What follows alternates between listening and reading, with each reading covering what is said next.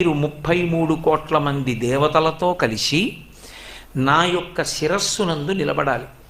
మీరు అలా నిలబడేటప్పుడు యాని యాని చ తీర్థాని, ఎక్కడ త్రిభువనాని చ, 3 భువనముల యందు 3 లోకములలో ఎన్ని తీర్థములు ఉన్నాయో అన్ని తీర్థములు మీ వెంట బయలుదేరి రావాలి.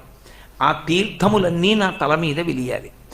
దానితో పాటుగా కొన్ని క్షేత్రములు ఉంటాయి, వాటిలో అన్ని తీర్థములు వస్తాయి, కానీ ఏదో కొద్ది కాలమే వస్తాయి. కపిలతీర్థం ఉంది వెంకటాచల క్షేత్రానికి కింద. కపిలతీర్థంలోకి కూడా బ్రహ్మాండంలో ఉన్న తీర్థాలన్నీ వస్తాయి.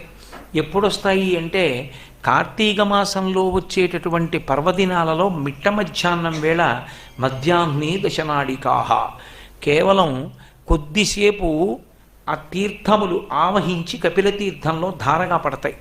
అప్పుడు ఎవరు స్నానం చేస్తారో